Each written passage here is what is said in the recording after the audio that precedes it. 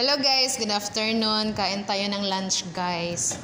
Ang lunch namin ngayon guys, ang palaya, pritong manok, kanin, tapos salad na talong guys.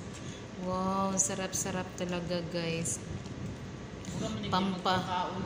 Gana ng pagkain. Anong pinukunan ako? Di magunin ako siyang yaon. Sabi ng dami nilang reklamo guys kasi daw ang kapal-kapal, laki-laki daw ng ang palaya na pagkahiwa. Tapos pag nagluto ka, huwag mong hinahalo guys, huwag ka rin huminga. Puro talaga yan para hindi siya kumain. Ito, guys, pero alam nyo guys, guys, parang baboy na sinangkot siya niya guys. Ganyan-ganyan pa siya guys. Ako, galit siya sa mga hindi ko siya inanuhan, ini-squeeze yan. Ano yan, Joy? Kasi nga, gusto ko yung mapait eh. Ayaw nila ng mapait. Anong magawa ko? Laki-laki pa guys. Akala mo guys, baboy. Akala lang naman nila yun.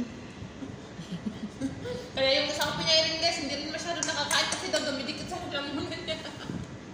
Wow, ang sarap-sarap, Joy. Huwag ka nang maingay, Joy. Kain ka na ng kain. Butik pa ko, kakain ka lang, Joy. Hindi magluto. Diba guys? Ako ang tagaluto nila guys. Ginawa nila akong kusinera.